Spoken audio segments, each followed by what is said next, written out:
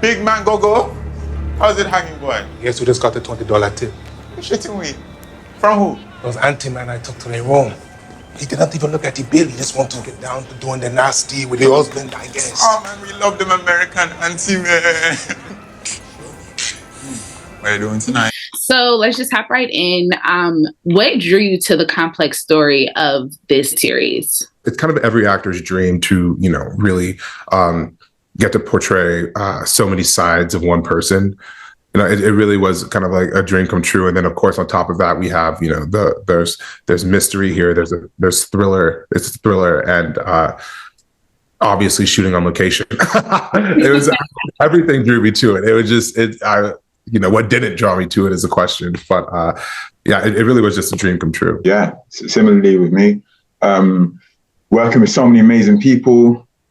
Dee Rees, Lila Gerstein, and working on such an amazing story that isn't often told, and has a healthy bit of subversion to make the audience perhaps look inward at themselves and see what assumptions that they make, that they could reflect on. And then again, just a character like Edwin is such a blessing.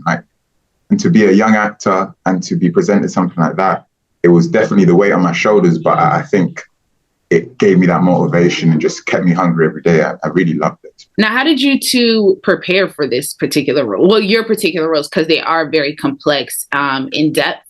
So how did you guys prepare for your roles? Visited the book it's based on quite a lot by Alexis Schaitkin. Drew some passages from there and extrapolated from there. Revisited the scripts quite a lot.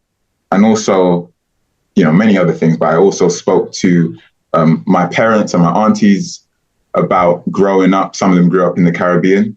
So I'm half Dominican, St. Lucian, and just asking them about what it really was like, because obviously this is set in the early 2000s, asking them what it was like and letting that inform a bit of Edwin. Yeah, and with along with the research, for me, I got the role so fast and had to ship out to shoot so quickly that what I really started with was just sort of finding it. The character is such a departure from who I am. And so it was important for me to sort of find his voice and also find his physicality, the way he speaks, the way he walks, the way he eats. I really I wanted someone that was clear and specific. And so I had a vision for that. And, talking with the showrunners and the directors about how we could accomplish this was a big part of how I stepped into that role. Now, it's so interesting that you said that he's very different from you, because I was going to ask, how similar were you to your characters, if any? So, yeah, it's very interesting. Yeah, I think with acting, I think, for myself, I think what's important is to find those similarities and then where do you and the character meet, and then kind of build from there. So I did start there. And I'd say we're similar in ways of we're both a little clumsy, awkward at times, but we share a similar heartbeat, for and a care of the people around us. Okay, I can definitely get that. Now, so it was set at a luxurious resort, excuse me. So what do you think the series is going to get across in regards to the issues surrounding tourism, exploitation, colonization, and things like that? I hope the audience can take a look inward at themselves, because as much as these systems of oppression that we all kind of are subjected to are, self-cannibalizing and they kind of operate in their own world, we also contribute to them. And a lot of times we do it without knowing, right? So hopefully looking at this series and the lessons that it tells, an audience member can sit back and think, wow, okay, how have I contributed with my assumptions or my money or my visitation or whatever to these systems of oppression that obviously we all want to end?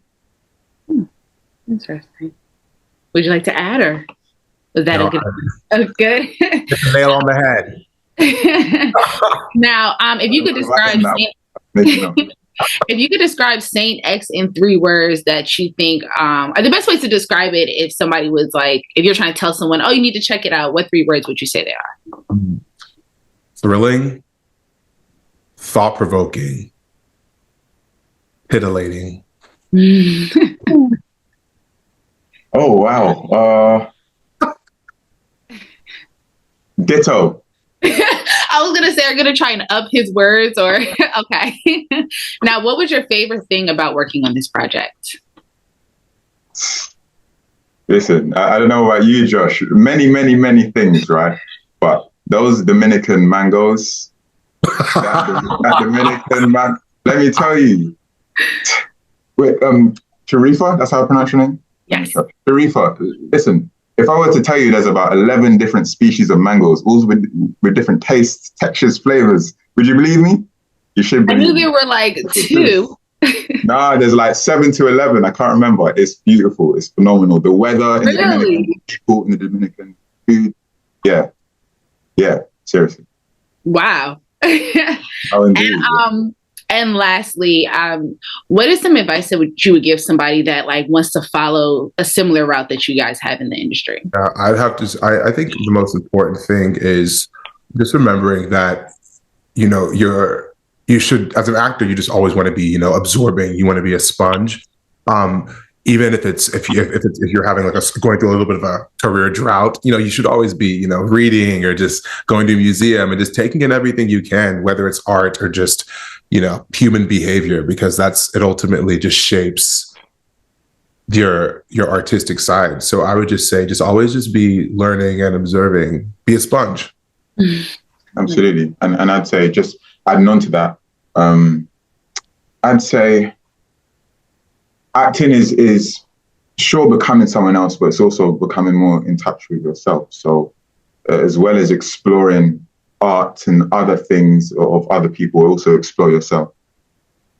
I like that. You guys gave great answers. Thank you guys. Oh, did we? Thank God. Yeah, this was great. This was great.